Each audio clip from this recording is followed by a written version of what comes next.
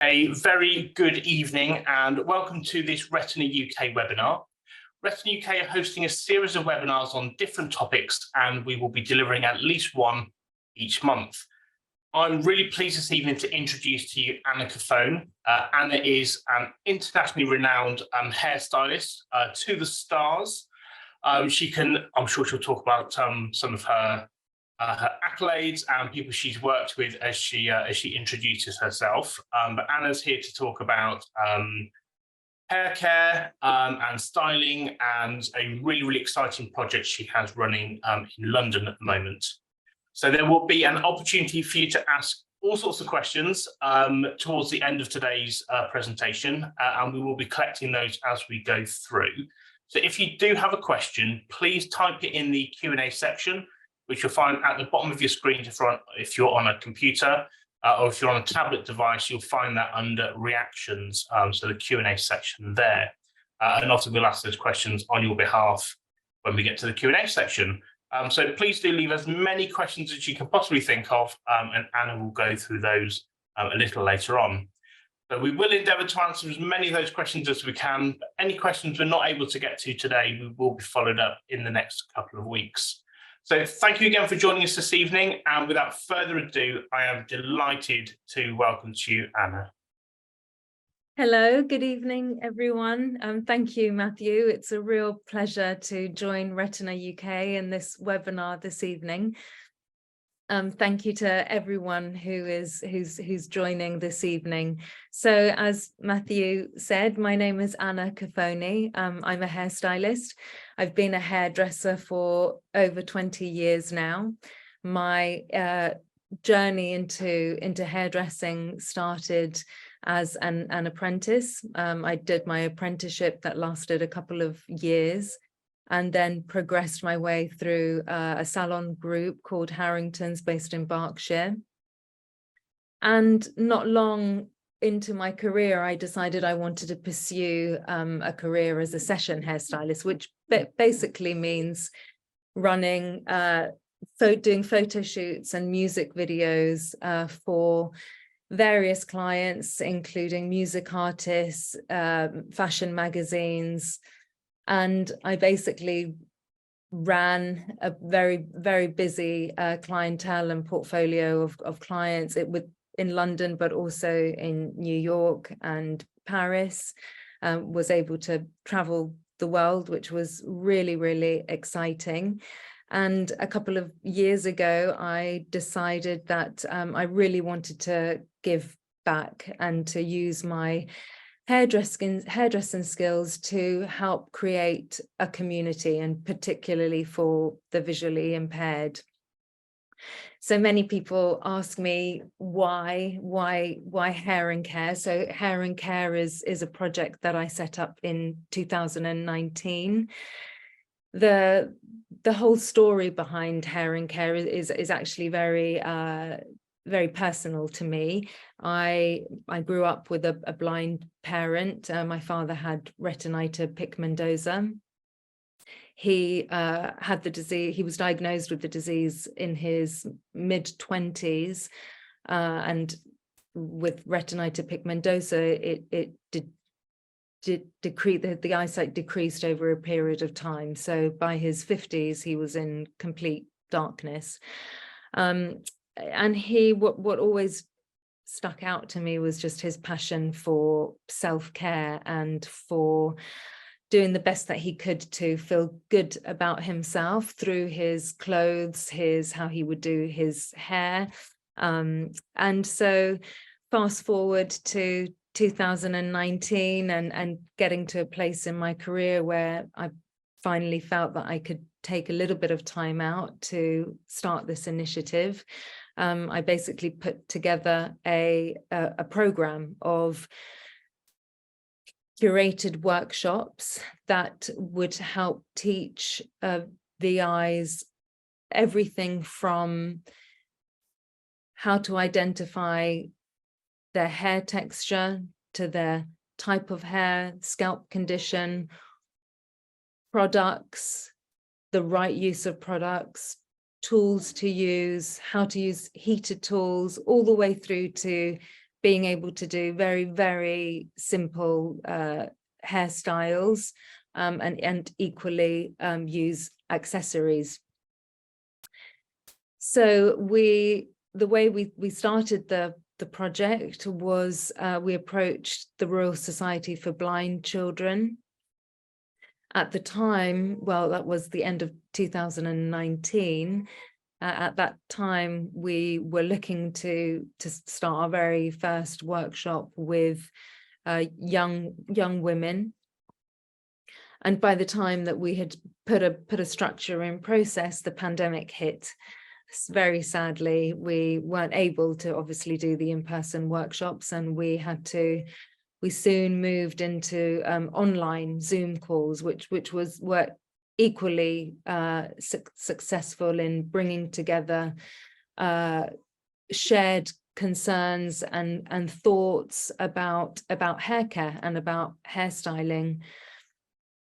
Obviously, for me, having had a parent who was blind, and obviously seeing the impact that hairstyling and hairdressing has on people, it was very evident to me that there was this huge gap and disconnect for the visually impaired community, and the lack of accessibility within the fashion and beauty industry, and then, you know, at the very basic level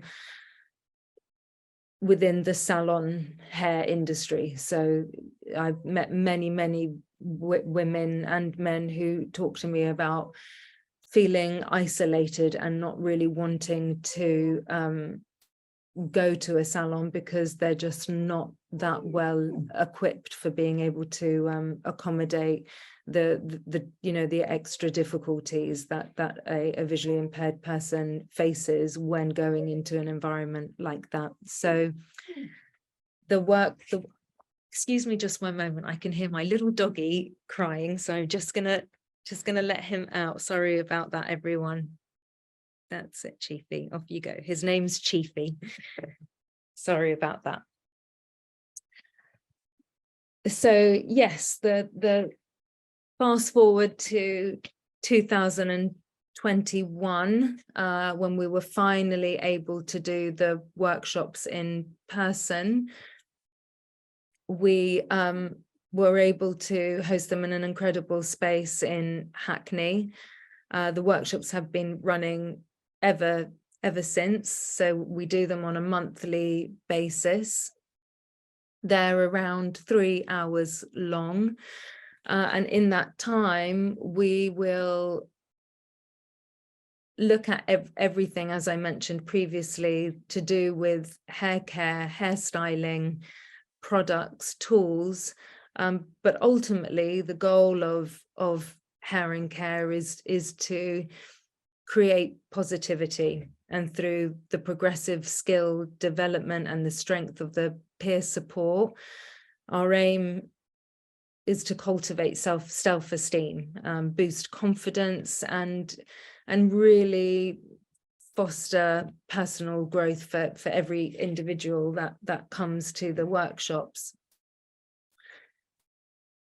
And our goal really is to keep progressing the workshops. We've been so lucky over the last couple of years to form really strong partnerships with not only hair brands, but also other charities supporting the VI community. So Retina UK being one of them.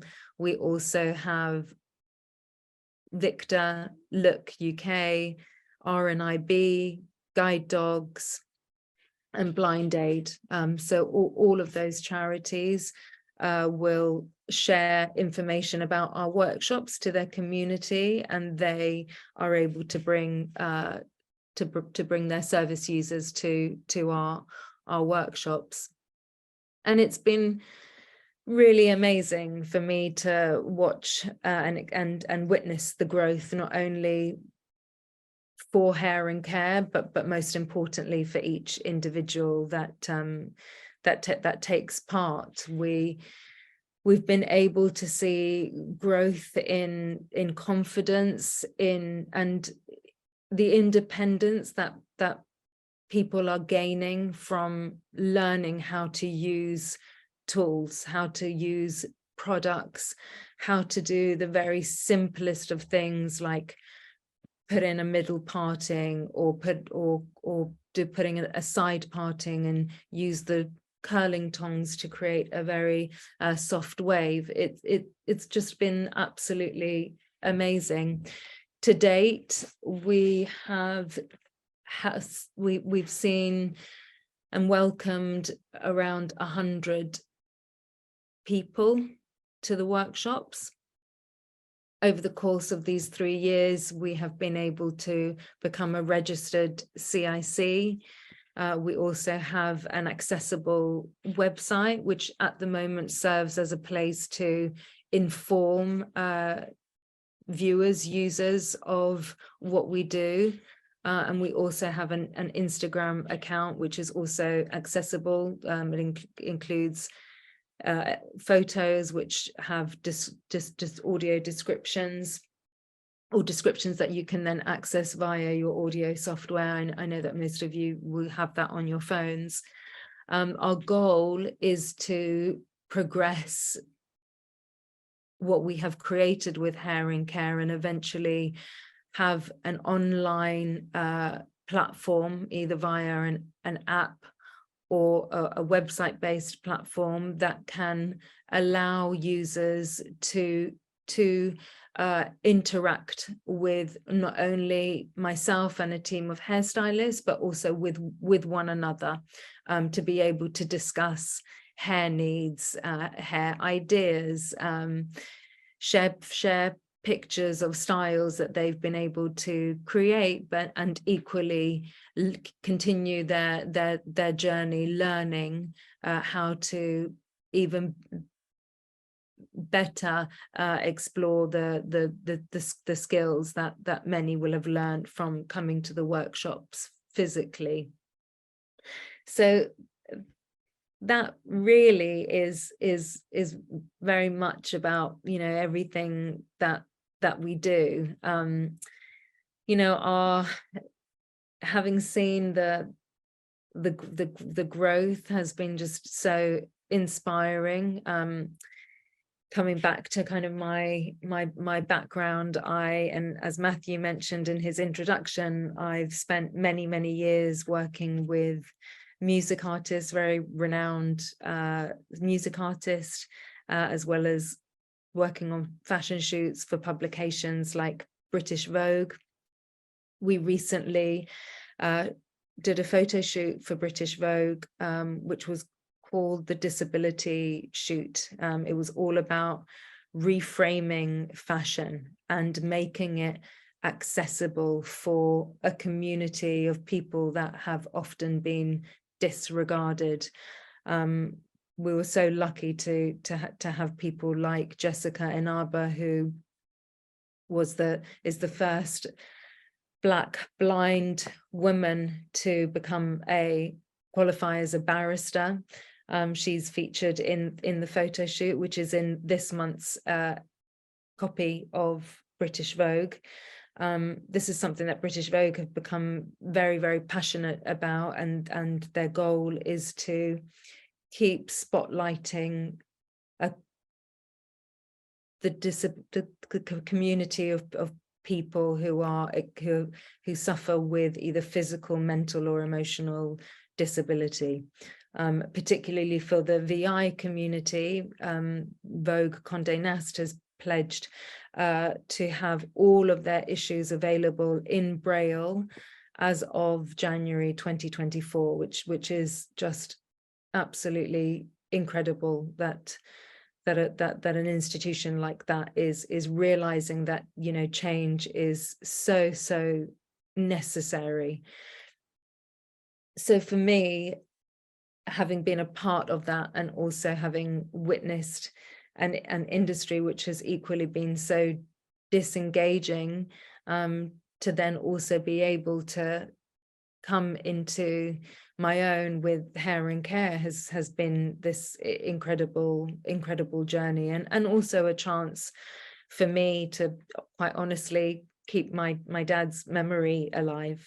He passed away 14 years ago, and so it was extremely important for me to find ways to really honor what the things that he taught me and he stood for and felt so passionate about. And it's been an incredible journey, and I'd actually just love to read you some of the messages of support that we have had from service users.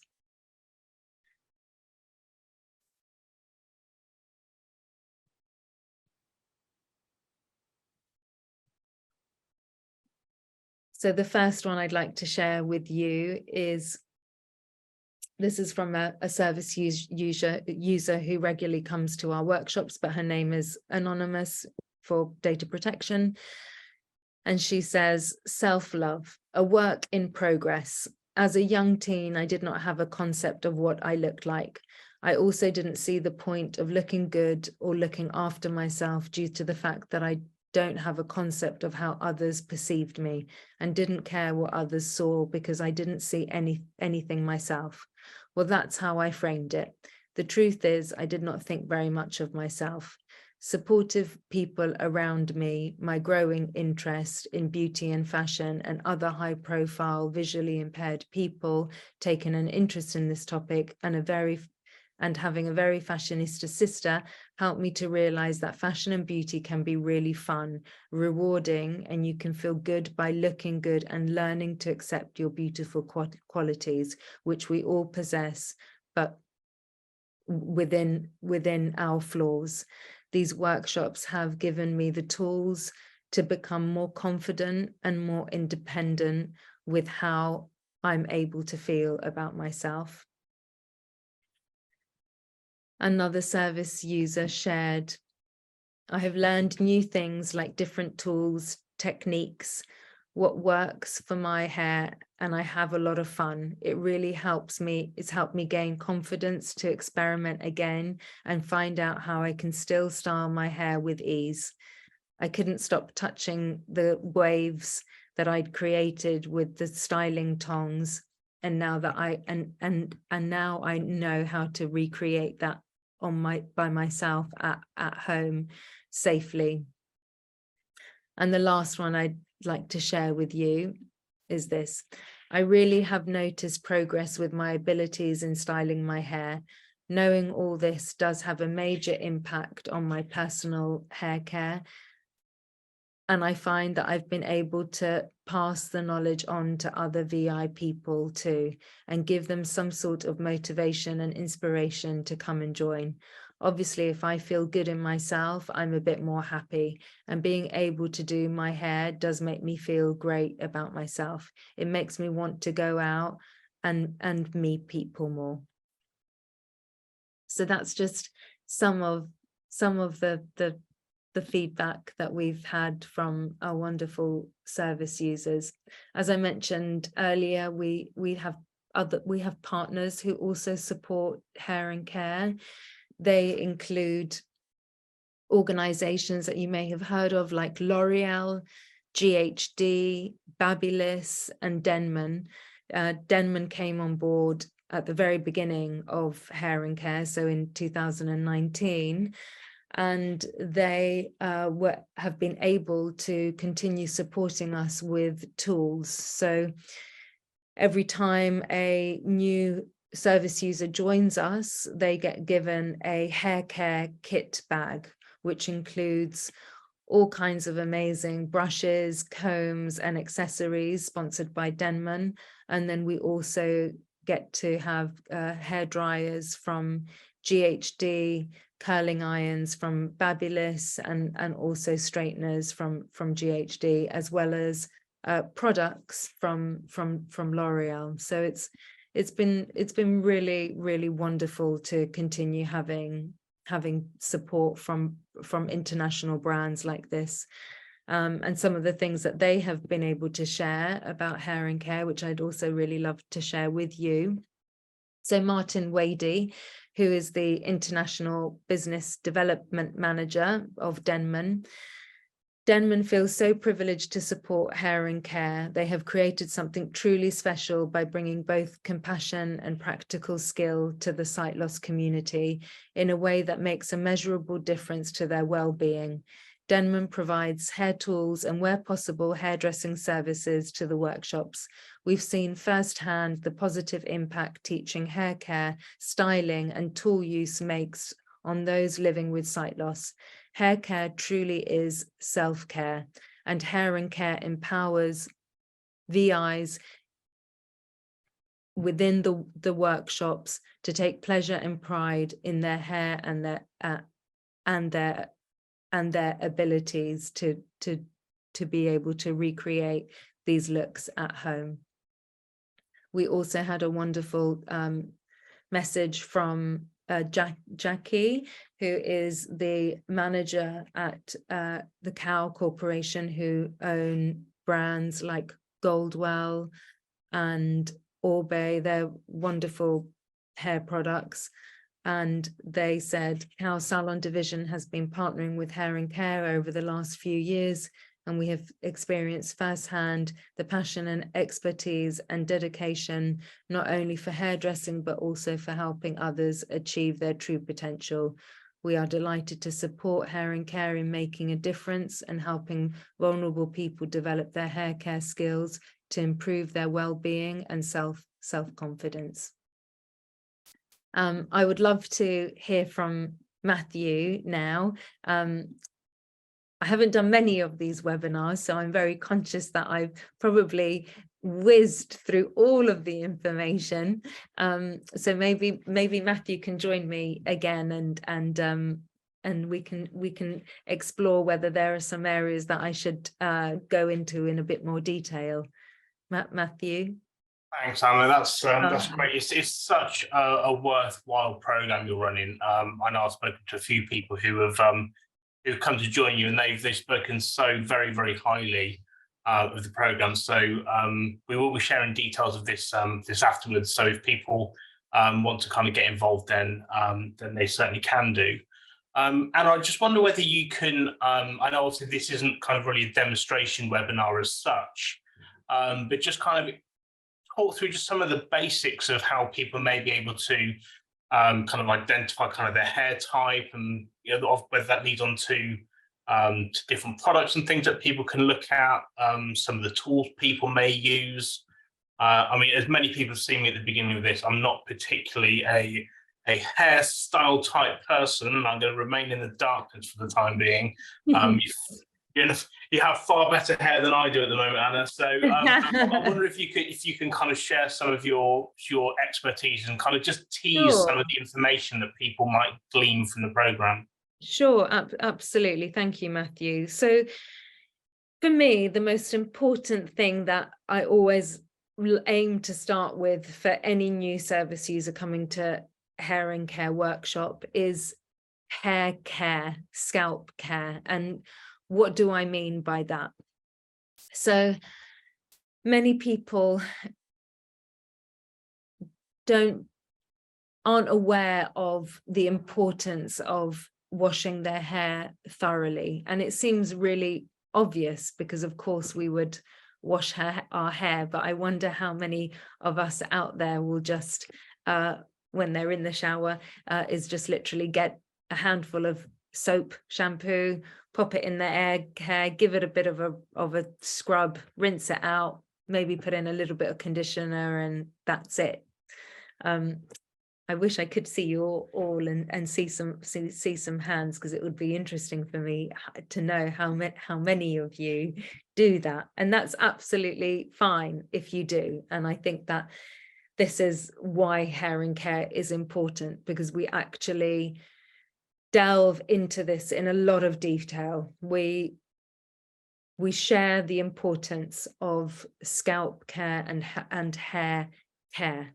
So being able to identify what your hair texture is and what your hair type is essential to that, because that can then help to inform the best way of caring for your hair, and equally what products to use, what tools to use, and then the best way to style it. So in terms of washing hair, it's just really important to thoroughly scrub the scalp. And it seems obvious, but you'll be so surprised at how many people won't actually use that much pressure when they're scrubbing their scalp. And the kind of rules are that the first wash should be focused on the scalp. So really massaging the shampoo into the scalp to help shift build-up in any oil build-up, residual build-up from products or pollution. And the reason for that is our hair grows through efficient blood circulation and oxygen. So if our scalp doesn't have a buildup of product that continues to get left behind wash after wash, then it means that there is a better chance of improving the blood circulation to the scalp, which therefore increases the transportation of oxygen to the hair follicles. And by doing that, the hair actually grows better. It's stronger. And it also means that the hair is shinier. Moving on from shampooing the scalp, the second wash is usually meant for the actual hair. So from the roots down to the ends. And by using that method and doing that on a weekly basis, depending on the texture of your hair, and I'll come back to that in a second, it means that you are then creating the best canvas, really, to then be able to understand what your hair needs. Because a lot of the times, for those of us that don't wash our hair and wash our hair properly or use the right products, what happens is that can then contribute to dryness of the scalp. So, conditions like psoriasis, eczema, greasy scalps. It can also lead to hair becoming brittle, dry, breakages. Obviously, it's very layered, and there's lots of other factors that can contribute to those aspects. But that's why it's important to always start off at the very basic level of shampooing and conditioning the hair well with the right products. And I'm sure you're probably thinking, well, what are the right products to use? And that's a difficult question, because each head of hair is different. And within the world of textures, so how we identify our hair type is, what category does it fall into? So hair textures will go from 1 to 4C. So we have 1ABC, 2ABC, 3ABC, and 4ABC. The ones tend to be your very, very straight hair. So people with Asian heritage, Southeast Asian heritage, so particularly Japanese hair, it will be type 1 hair. It's straight, it's shiny, it's heavy, it's thick. And then the variations between that one bracket, so A, B, and C, could mean that there is a slight wave to the hair, or a slight kink, a slight frizz to the hair, but it's overall straight. Your type 2 texture hair is hair that's now a little wavier. So this could be particularly people with European heritage, North American heritage. This hair is wavier. It could be fine. or thick, but it's a gentle wave. Again, in that bracket of the 2 type, you've got A, B, and C. And what that means is your 2A will be your just very, very slight kink, and moving on to 2C, that will be a slightly stronger wave. Your type 3, that starts to go into a curl pattern.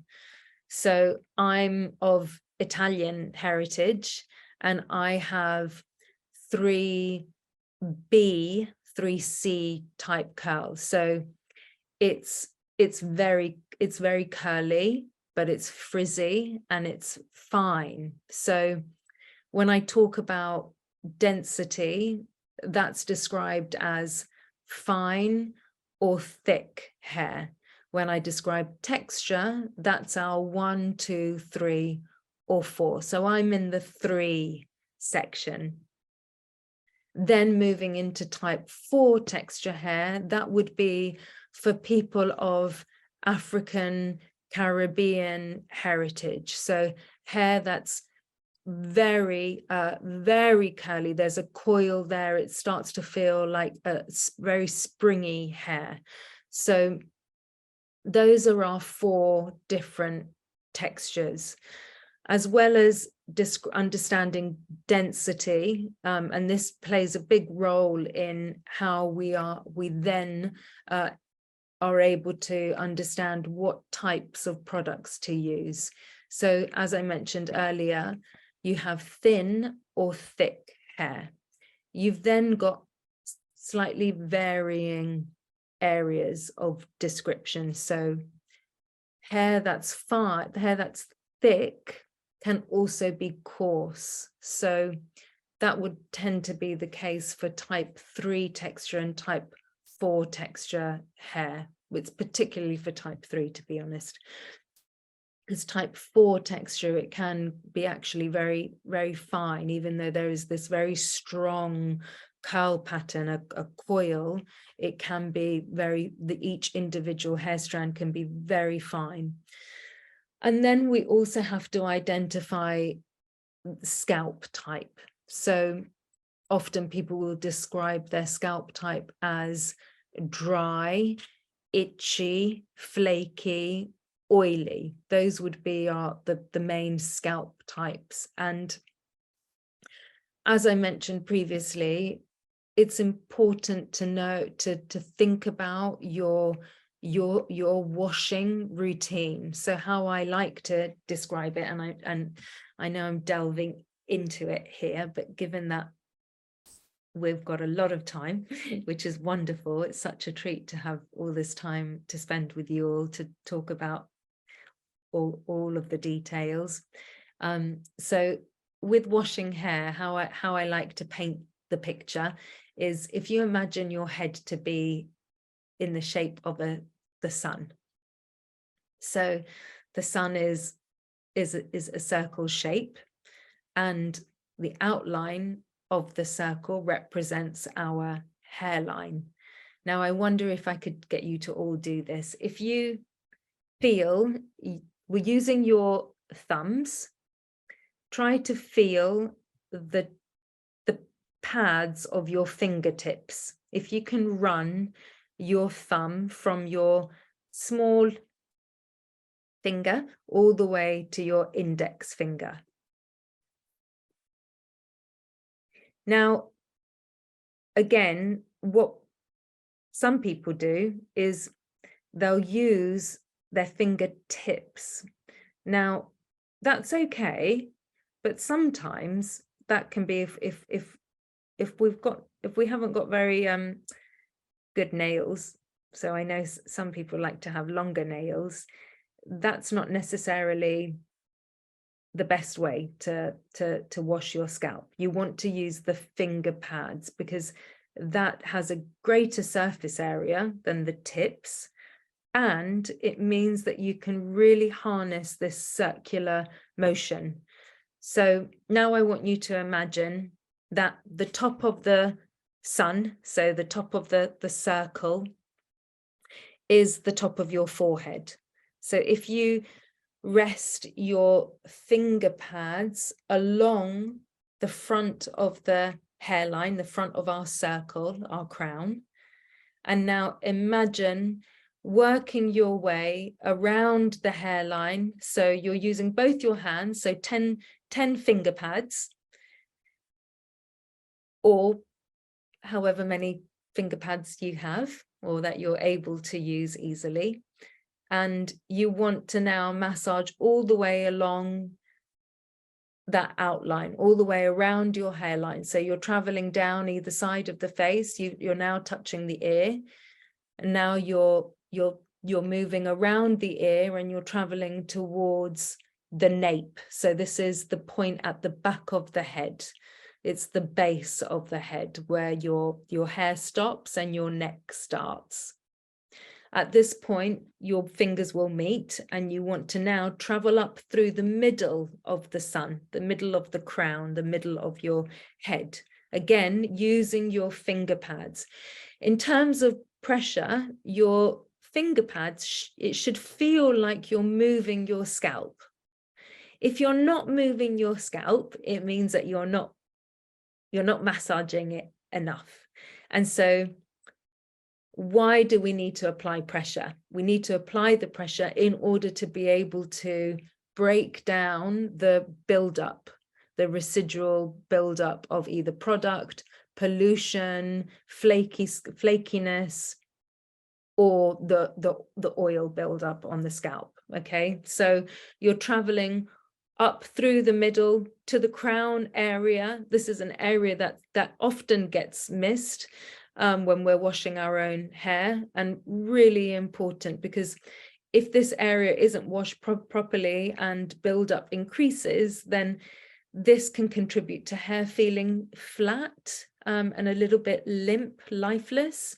So important to spend some time on that crown area. And then you continue down the middle back to the front of the forehead, at the top of the forehead. So you're back to the beginning. And then you want to massage either side of that, of the middle. So either side.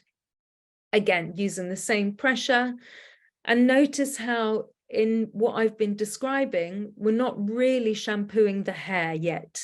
You're just shampooing the scalp.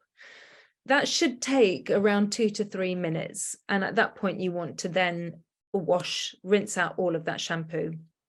You want to be able to squeeze the water out of the hair and then do a second shampoo. Now, unless you have type 4 texture, which I understand most people with type 4 texture will maybe only wash their hair once every 2 or 3 weeks because of that texture, then you might want to do a second scalp wash in exactly the same way as I just described. For the rest of us who have type 1 to type 3, so straight, wavy, or curly, then you should, again, depending on, your ability and whether you need support washing your hair, but as a general rule, we should be washing our hair once or twice, maximum 3 times a week, no more than that. So that first scalp wash should be enough. And then moving on to the second shampoo, that should be applied to the actual hair. So that's when you want to really then create a really good lather. So lots of you'll feel bubbles and foam. So that's when you can then, when you'll then feel that you're really washing the hair well.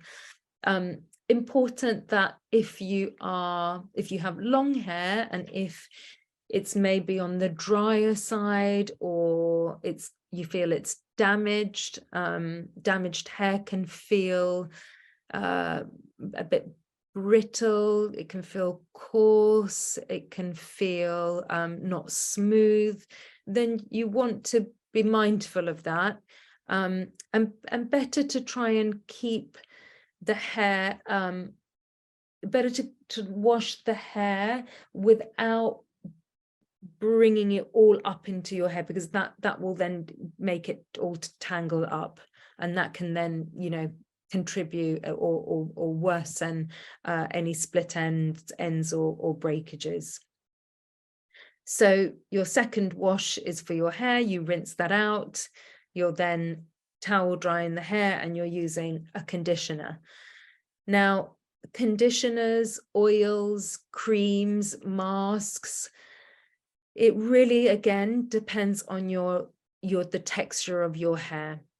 So a type 1 texture, for example, which I've described as very straight, silky, thick hair, that wouldn't necessarily need a lot of conditioner, because it's naturally quite a moisturized, hydrated hair strand, and so you would really only use conditioner through the lengths and ends. For your type 2 to 3, you might want to use a thicker cream, a thicker conditioner, one that's going to really hydrate the hair. When I talk about mid-lengths to ends, so the way to identify where that is if we all touch the tops of our ears, the hair from the top of the ear down, that's what we class as our mid-lengths to ends. And the reason why we would only put, and again, this might not be for everyone, but why we would generally only put conditioner on the mid-lengths to ends, that's because really it's the hair that needs the hydration. The scalp doesn't really need hydration, because if we are massaging it when we're washing it thoroughly, and so therefore promoting better blood circulation and therefore more oxygen getting to the hair follicles, our scalp should actually be very healthy and hydrated. So the conditioner is just for the mid-lengths to ends. Depending on, as I said, which texture you have, you might want to leave that conditioner in for about 5 to 10 minutes. As I mentioned, with conditioners, you can also get hair masks. So that would be a thicker consistency.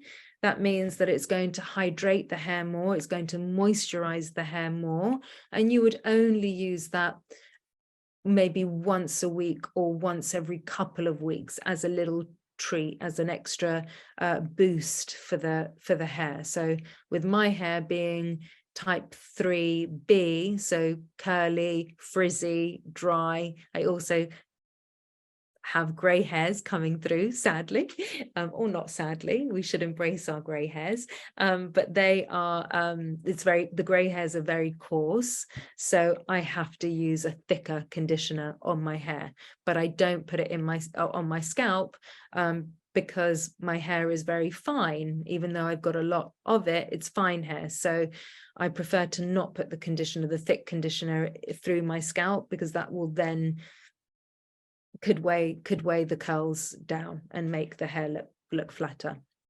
And then finally, moving on to your type 4 textures. So this is for people of African, Caribbean, some South American heritage, that there are various natural ingredients, and it's natural oils that you can use and mix. So for example, coconut oil, castor oil, almond oil, that are amazing to use as an intensive mask in the hair when you do wash it. And again, for those of you with type 4 who probably only wash their hair maybe once a week or once every 2-3 weeks, you can afford to do that intensive mask, so an intensive cream mask with, say, coconut oil in there or almond oil. And the reason why I'm mentioning these different oils is that what I've learned through doing the workshops and having service users with different type 4 textured hair, that depending on their heritage, that can also determine which of the oils to use. So say someone of Sudanese heritage wouldn't necessarily use the same mix of oils that someone with Eritrean heritage would use. And to be completely honest and vulnerable with you, I don't know all of the different concoctions for all of the different types of hair textures from certain parts of Africa, but I'm sure that if you have a carer or a parent or a sibling or a friend, they can help you identify the root of your heritage, and then also what type of natural mask you can make at home for your type of texture and of that with that heritage. Sorry if that was a lot of information, but that's the very first step of the hair and care workshops. So hair and scalp health. Once we've nailed that and everyone feels confident in being able to identify their texture and to be able to use the right pressure on their scalp and wash the hair in the right way, we then move on to different products. So obviously we've talked about shampoo and conditioners and masks and oils. The next kind of set of products are products that we would use to style our hair. So again, depending on the hair texture, you would only use a certain product for your hair texture and for the result that you want to achieve. So for example, if you had type 3 A, B or C hair and you wanted to have, so that would be curly hair, and you wanted to have a straighter blow dry, then again, every head of hair is different. So what I would say the general use of product would be is to have a moisturizing cream that has heat protection that could be mixed with a little bit of serum that would be worked through the hair.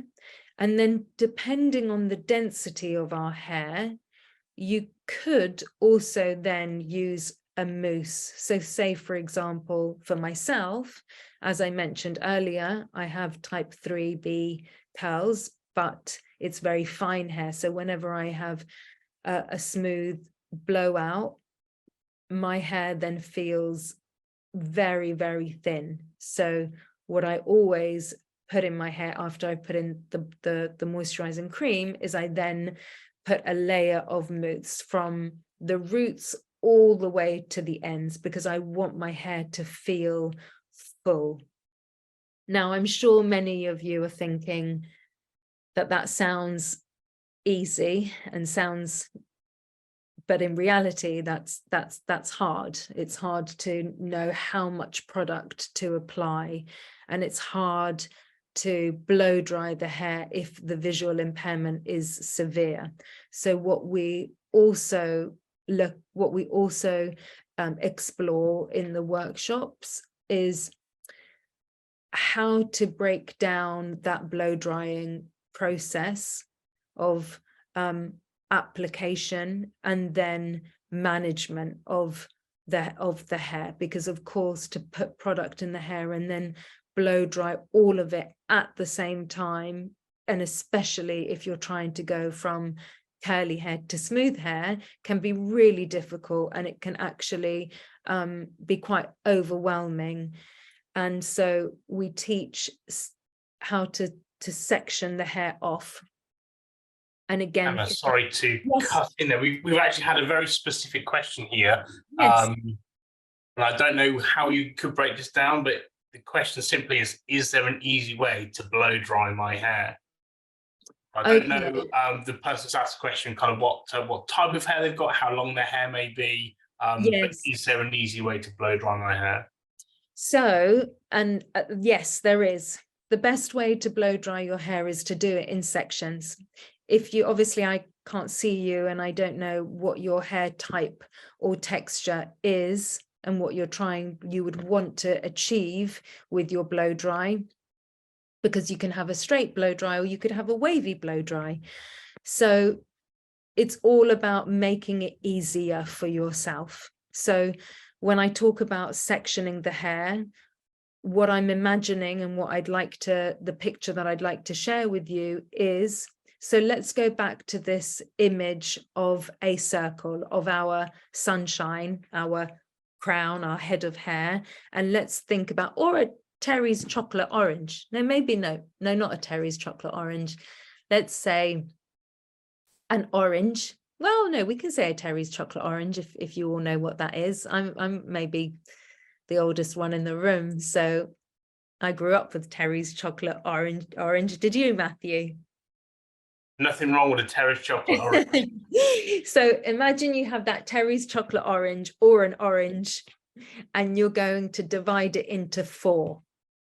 So 4 quarters. So that would be, imagine you've got the middle of your head, right? So let's take our index finger and let's run that from the top of our forehead. So the top of the top of our hairline. And now let's travel all the way back to the nape. That's our middle. Okay. Then let's trace from the top of the ear with our index finger all the way over to the other side. That would be how we would divide our hair into quarters, okay? So you would take that 1/4 on the side of your face. So that would be in line with the top of your ear and go up to the top to your crown. And then you would take the hair that's on that side of the parting, and you would section that off with a clip. So you would put a clip in there. You would do the same with the other side and the same with the back. And then you would take that first section, so that first quarter, you would brush it to make sure that there aren't any tangles in the hair. You would then take your cream. So if you are to use a moisturizing cream like a balm or a small amount of serum, you would work that through the mid-lengths and ends.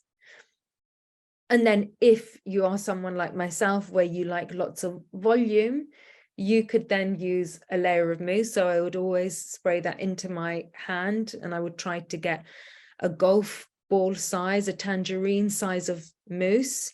And I would work, again, dependent on the thickness of your hair and type of hair and texture that you have. And I would work that through the mid-lengths to the ends. I would then take my brush and I would brush that through. And then I would take my hairdryer and I would rough dry that first quarter, that first section of hair, with my arm up, so my elbow, if you can all do this for me. So imagine you're holding a hairdryer, but your elbow should be pointing to the ceiling, okay? And your hairdryer with the nozzle, it's important that you have a nozzle on the end of your hairdryer that's pointing downwards as you're drying your hair. So this can be a little bit uncomfortable, and maybe there might be some of you that have other physical disabilities and you might not be able to hold your arm that high.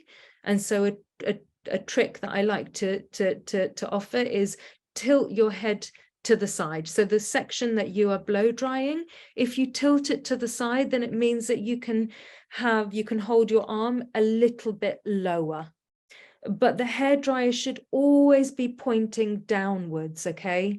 And the reason for that is that if you are someone that has a type 2 or 3 textured hair and you're wanting to blow dry it smooth, you don't want to be using the hairdryer in an upward motion or in a circular motion, because what that's going to do is bring out the frizz, the frizz even more in the hair, and almost bring out the curl. So you want to try and go in the direction of gravity and point downwards. I hope that helps to Rebecca, who asked that question. maybe you could send me a little thumbs up if that was helpful. And I would just basically repeat that with the other 3 sections. Now, if you have type 1 texture and you can get away with not using a brush and just blow drying the hair using the nozzle and your fingers in that downward motion, then that's amazing. That's brilliant. Lucky you. If you're like me or others out there who have type 2 and type 3 and you want to then smooth it out, then this is when you need to use a brush. So a paddle brush or a round brush. And this is where it gets a little bit trickier, and this is all dependent on the thickness of your hair. If you have thick hair, then that quarter, that section of hair that you're holding, that then needs to be split in half. And you should always split it horizontally, not vertically, okay? Because if there's still wetness at the roots and you section that quarter in half vertically, then you're maybe not going to get all of the roots dry. So you want to split it in a horizontal section from the bottom working upwards, okay? And then take another clip and just clip that top section away of that first quarter, and then take your paddle brush or your round brush and hold that with the other hand, your left hand or your right hand, the opposite one to the one that you're holding your hairdryer with, and just now start smoothing the hair out. I appreciate it's probably going to be difficult for some of you, and I hope for those of you that are in the London area can maybe make it to a workshop, because then we'll be able to show you hands-on how to do that. And then it would just be a case of repeating that with the other 3 quarters. And the reason I haven't mentioned type 4 is because I appreciate that you would have a different approach to drying your hair. I know that with some of my clients who have type 4 A, B or C, they prefer to let their hair dry naturally, or they'll use a scarf. So they'll put the product in, but then and create like the curls, but then use a hairnet over the hair to try to keep the curl formation without bringing out the frizz, and just let that dry naturally. So that's why I haven't mentioned type 4. I can see another question here. One side of my hair grows thicker and longer than my other side. My hairdresser says this may be due to me sleeping on my shorter hair side. Is this true? And if so, is this common amongst retired grey-haired women with a slight wave? I would say absolutely yes. Depending on how long your hair is, I would definitely say that is true. I'm experiencing that. The right hand side of my head is a lot thinner. It's a combination of sleeping on that side, but also age. The blood circulation obviously does start to slow down as we get older. So hair growth can be slower. It means that each hair strand can then become a little weaker, and so then it's falling out more. And I don't want anyone to be alarmed by that, because generally we lose up to 80 hair strands a day, and that can be more if we are depending on our hormones, stress, but also it can be seasonal. So sometimes I'll see a lot more hair loss in myself when we're transitioning into autumn, winter. Another question, any tips for making hairstyles, so ponytails, not lopsided? I have type 1 hair, brilliant, that's great, you've identified that, but struggle with this, and also making sure hair is actually symmetrical with other hairstyles. So thank you for that. I would say the best way to find the center is if you use your index finger and pop it on your nose, and now try to travel up along your nose, through the middle, the center of your forehead, to the top of your hairline, and then continue as best as you can to the crown. Now that should be the middle. At that point, maybe you can immediately take a small section and put a hairband at that point that you have traveled to, because then that can become your guide.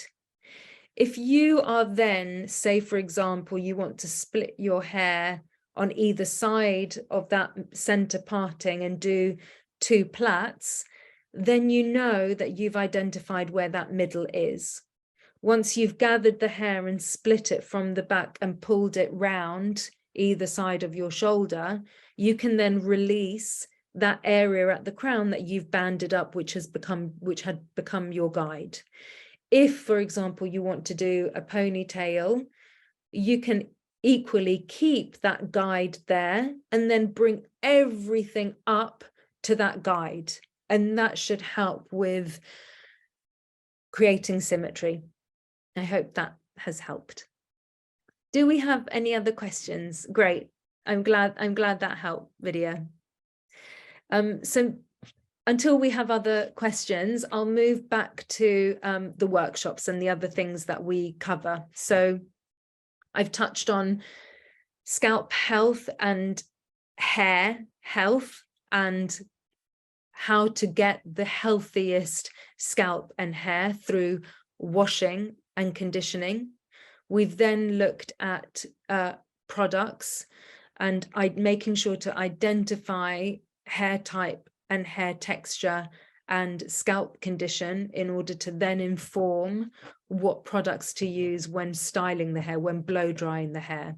The other areas that we look at that we explore in the workshop are how to section the hair, so how to break down the process once identifying what products to use, how to then apply those products, how to then blow dry the hair in the simplest, easiest way. And with that, within that same session, we would explore the tools. So the brushes, all the different types of brushes, from tangle teasers to paddle brushes to round brushes, both ceramic and boar bristle, natural bristled brushes, to then small back combing brushes that wouldn't necessarily be used for blow drying, but for then creating a hairstyle after the hair is dry.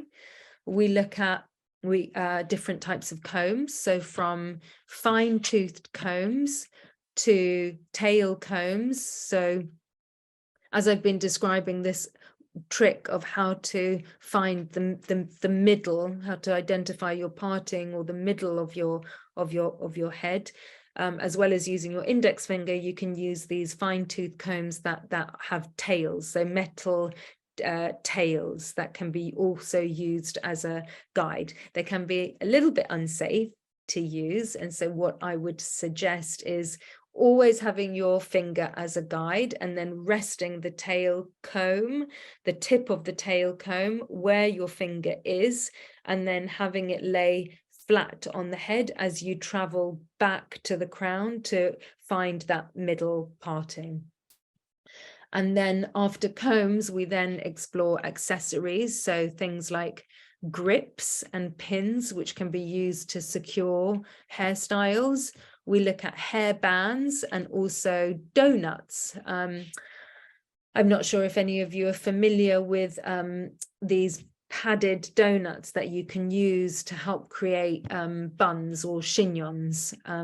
Those are really helpful and really useful. And again, we do a whole class on finding different ways to maximize on the use of that padded donut to then create some fun hairstyles. On top of that, we then look at accessories, so other fun accessories like hairbands, ribbons, flowers, flower clips, fun diamante clips. So one of the clients that I work with regularly is the singer Lana Del Rey. I'm not sure who of you may know her music, but I started working with her in 2011, and she became known for her hair. She would have these very beautifully styled Hollywood waves. Now, the Hollywood wave is, it's, I'm sorry if for those of you who have had visual impairment since birth, you may not know what a Hollywood wave feels like or looks like, but it's just a very set style. There's a very strong wave that sits quite flat to the head. It's what actresses like Greta Garbo and Veronica Lake would have, so, which again is probably not that helpful, so I apologize for that, but as I mentioned, it's just a very well set, groomed, shiny, deep wave that sits quite flat to the head. And one of the other things that she became known for, so Lana, the singer, was having flower crowns. So we would often, to every city that we would go to when we were doing concerts, I would go out and go and source either fresh flowers or silk flowers, and I would make these flower crowns that she would then wear on stage. I'm not saying that we want you to be going out with flower crowns, but there are lots of other varying accessories that you can use, like beautiful thick silk ribbons, head scarves that have got lovely patterns and color. And although it's obviously easier for me with sight to identify a scarf being colorful and a beautiful pattern, but I feel that if it's described to you and you find a way to be able to incorporate that into your routine, that can still have a positive effect on your confidence, on your mood, on your mental health, because not only will that feel good and give you a sense of confidence and independence, it will also, I'm sure, attract, you'll receive compliments from other people, which, as we know, when people see us, that can also help to make us feel good inside. So we will do a session on accessories, and then we also do a session on other heated tools. So by that, I mean not only the hairdryer, but also hair straighteners and curling tongs.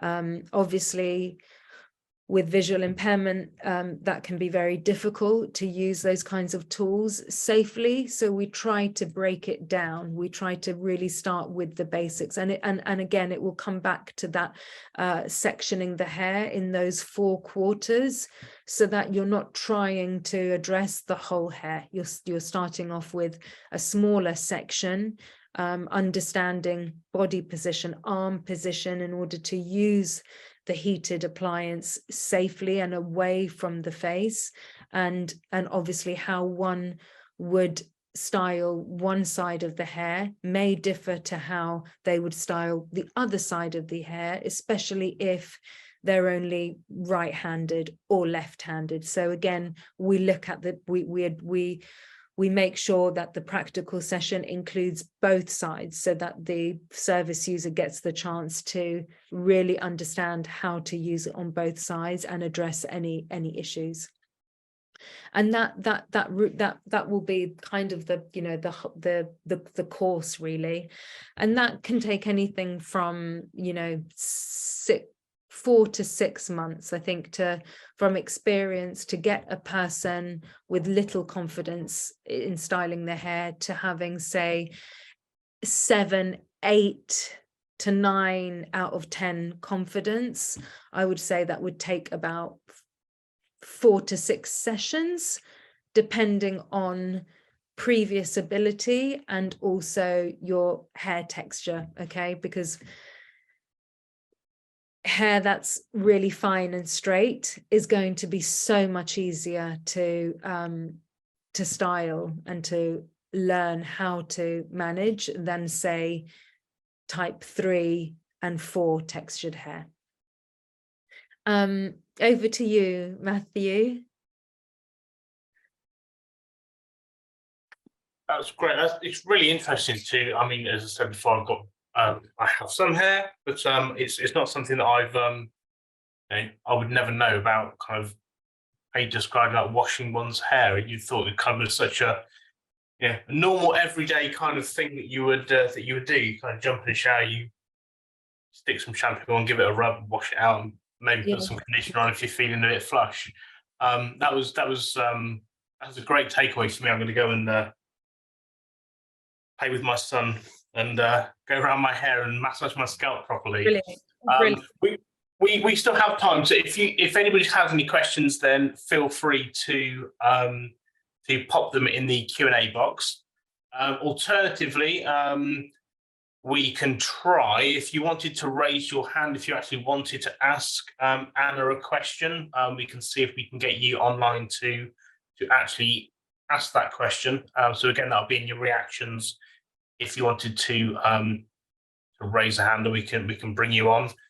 So we do share these videos on our YouTube channel afterwards as well. So just please be mindful of that if you wanted to do that. Any other hints and tips you can kind of give us, Anna? Kind of things that may kind of questions and things that you're asked quite often by people who come to your program. Yeah, I mean, quite often we'll have people ask about, the people that we see are of all age groups. So we've had as young as 12, 13 years old, all the way up to 75 years old. But the main age group that we bring together and that we help are from kind of 18, 20 plus.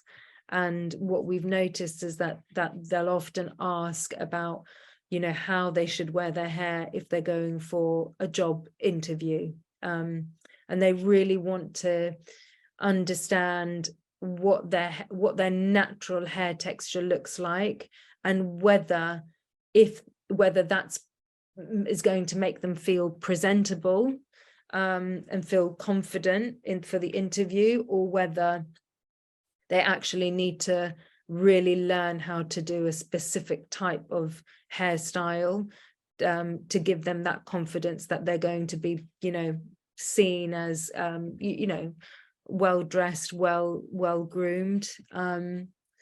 And so what we do with that is, we will always ask the service user to come to the workshop with their natural hair texture.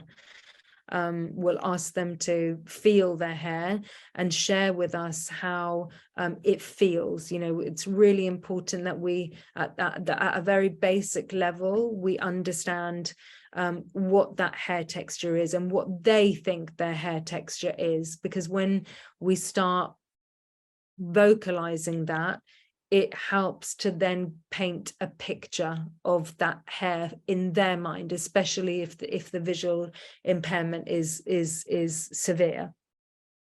And then we start discussing not only how it makes them feel, but how they want to feel and what's going to make them feel more confident in preparation for an interview, or a day out, or an evening out, a date with someone, or a special dinner or a birthday.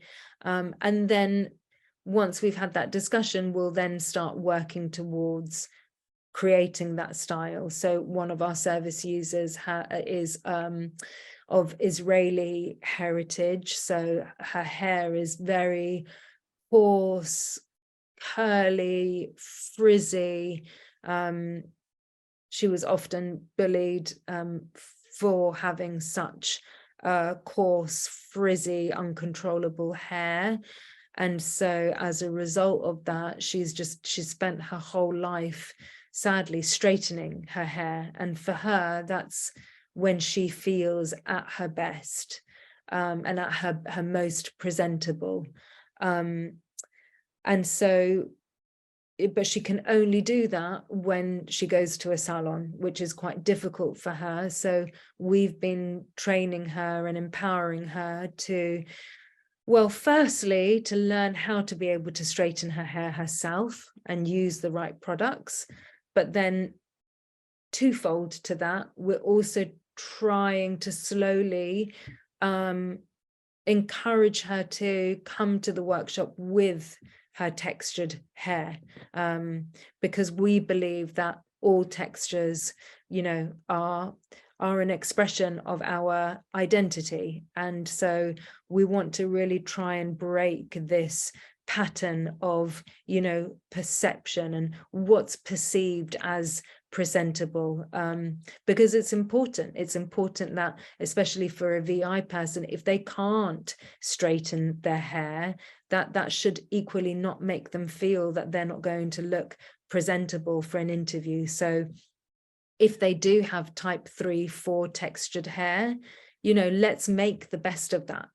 How can we make a person feel great about the texture that they have and make them feel that it's groomed and moisturized enough for it to still make them feel good and feel like they're presenting their best selves to a potential employer or to a special event. I hope that's an insightful explanation of something that we've come across quite often. That's fantastic. We have actually had another question come into the box. So Anna, is there any shampoo for long straight hair, very fine, I could use? Long, straight, fine hair. Okay. Is it long, straight, fine? What's your scalp like? If Pamela's still there, just answer that one for us.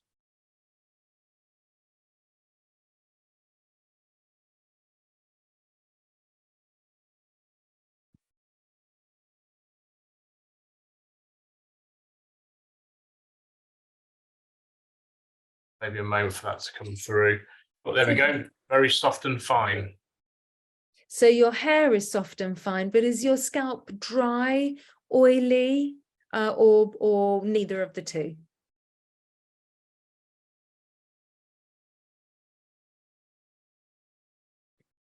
So I would say that if it's oily, Dry. it's dry. Okay. So you need to have a moisturizing shampoo that's going to address the dryness of the scalp, but you equally want to have a volumizing shampoo. So moisture, that's going to have hydrating ingredients. Volumizing, that's going to be your protein ingredients. So a shampoo that helps to build volume because of it being fine hair and long, and then a shampoo or a conditioner that's got moisture to help address the scalp issue. I would say, obviously, there are so many brands out there, and it really does. And I'm sorry to break it down to this, but it really does depend on what your disposable funds you have, because you can go from, you know, a Pantene Head and Shoulders type shampoo, which you can buy for £3, £4, to a product range like Kerastars, for example, where a shampoo might cost you from £20 upwards. Now, I'm not someone who is drawn in by, you know, packaging or anything that looks fancy or promises all these things. I'm all about, you know, what are the ingredients? What's the standard of performance of that product range? And that's why I would recommend, for me, Kerastars or Orbey.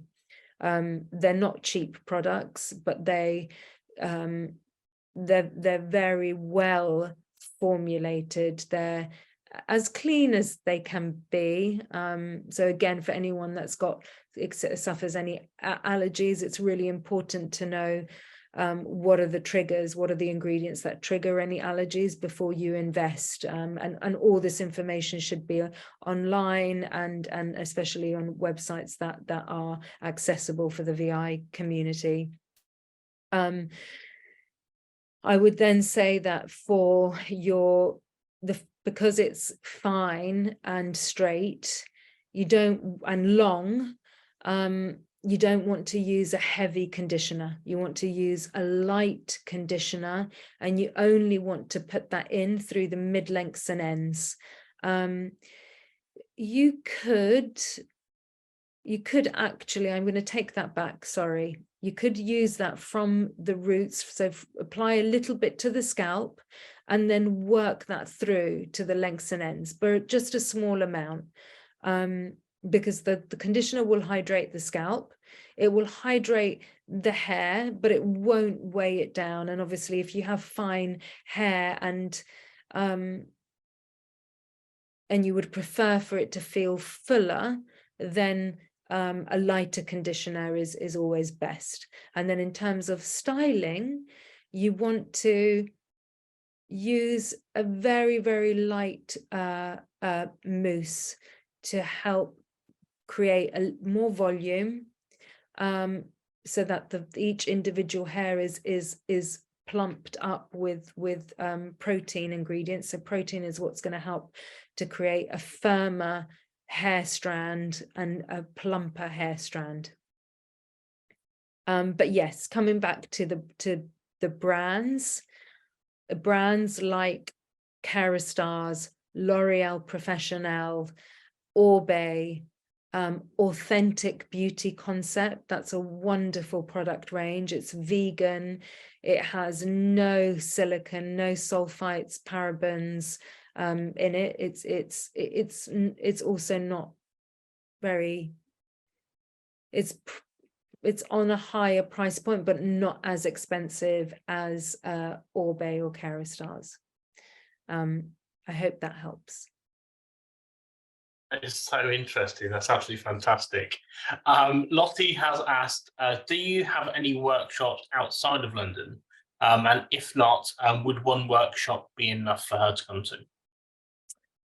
So first question, unfortunately right now, due to limited resources, we're only offering the workshops in East London at my studio. In terms of, sorry, what was the second question? I'm sorry. If not, would one workshop be enough for her to come to? Yes, would one workshop be enough? So the simple answer to that is no, Lottie, unfortunately, only because the workshops are roughly 2.5 to 3 hours. But what we would consider doing is a one-day workshop where we start at 9 o'clock, 9:30, and we don't finish until 5. I haven't put that into practice yet, but it is something that we could consider. And maybe it's something that I can explore with Retina UK, where we can create a one-day workshop. It means that it would be quite intense, you know, if you're studying hair from 9 till 5:30, but I think we could make it fun. You know, we'd include practical sessions and getting people to do each other's hair, because you know that also helps to experience hair in a different way than just doing it on yourself. So maybe we can look into that, Matthew. Yeah, that sounds really exciting. That's something we can certainly do. So we just got a few more minutes left. If anybody's got any last minute questions, please do pop them in the box. Lottie, can I bring my guide dog? Absolutely, absolutely. There we go. And how can people get involved in the workshops? how can they reach you? Is there a website, contact details? And we will share this in the email afterwards as well. Yes. Yes, you can send us an email. We have a website. We have an Instagram account. How we've been doing it till now, and I think it's something that we will continue to do in this way, because it just helps to give us a little bit more support, is if you are interested to come to a workshop, if you can share your interest with Matthew. We will provide Matthew with all the upcoming dates of the workshops. As I mentioned, we do them once a month. So for now, those are the workshops that are only 3 hours long. So I'll share that information with Matthew, and then Matthew would need to share that with the Retina UK community. Matthew, I can provide you with a flyer if that helps. I don't know if there is like an intraweb or a platform that your service users access to have information from Retina UK. Yeah, of course, we can certainly do things with with Instagram and other social media platforms.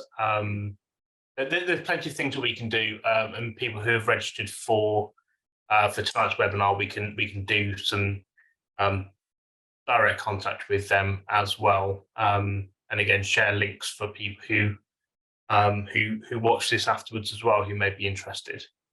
Yeah, absolutely. I mean, generally, where are most people based? All over our community, are all over the UK. So we're not necessarily London centric, but we are all over the UK. Yeah, we as a national charity. Okay. So was it Lottie who asked me about a one-day workshop? It was, yes. Okay, and whereabouts are you, Lottie?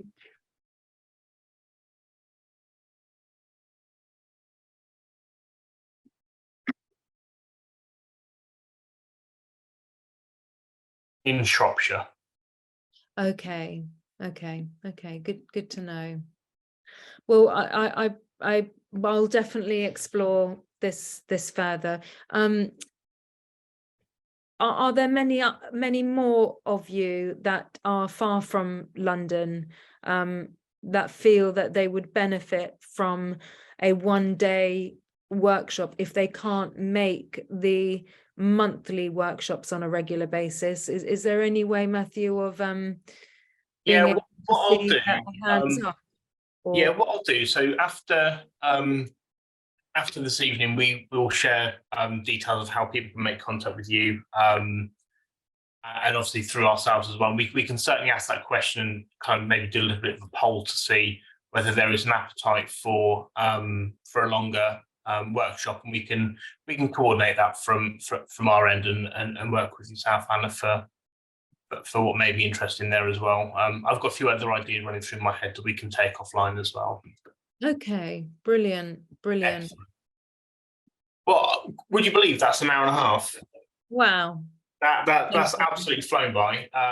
Huge amount of information. And thank you to everybody who's asked your questions. It's very, very insightful evening. I've learned a huge amount. Let me show myself back on the camera. Maybe I should not do that, actually. I'm embracing my grey hairs as well, as you can see. So yes, thank you, Anna. That was absolutely fantastic. And thank you for everyone who's joined us this evening. So just a little bit more information about what's going to happen next, and about some other bits and pieces that are happening with Retina UK at the moment. So whereas I've said before, we hold monthly webinars, we're not going to be holding one in June. And that is because we've got two really exciting conferences that are coming up. So those are both in person, and they're being held in London this year, but they're also available online for people as well. So we have our professionals conference on Friday, the 23rd of June, and our annual conference on Saturday, the 24th. So both of those are free to attend, either in person or you can book your place online as well. So you can book those via our website. and I'll also be sending out the details of the links on how you can do that after the event as well. Just wanted to remind everyone that Retina UK is a registered charity and we receive no government funding. And we do rely on our wonderful supporters, people such as yourselves, to help us raise funds needed to provide our vital services and to invest in groundbreaking medical research. So we talked about hair, we talked about feeling good about ourselves, and we've got the fantastic weather that's coming up, our summer. So longer, brighter evenings are here. So you can maybe take part in a fundraising challenge for Retina UK, helping to keep fit. We've got lots of walks and treks and really fun, exciting activities that you can get involved with. Details of that you can be found on our website, or you can contact our fundraising team in the office. And I'll be sharing details about that. So I will be sending out an email over the next couple of days, which will have details of where you can rewatch or listen to Anna's presentation this evening, and also details on how you can book onto those other events that we've spoken about. And of course, I'll share details of Anna's workshops. We'll also be seeking your feedback on how you felt this evening's presentation has gone. We value all feedback, and yours will certainly help us develop our future webinars and other services. So Anna, once again, thank you so much for your time this evening. It's been absolutely wonderful to have you here with us. Thank you, and thank you to everyone for listening, and please do reach out if you've got any further questions, or if there's a way that we can support you, and as I mentioned earlier, we'll make sure to explore this idea of offering Retina UK services as an intensive day course to help you learn better how to style your hair. So yeah, thank you everyone, and I hope you really enjoyed all the tips and tricks, and thank you for, as I said, thank you for listening. Thanks very much again, and thank you, Anna, and we bid you all a very good night. Thank you very much. Thank you.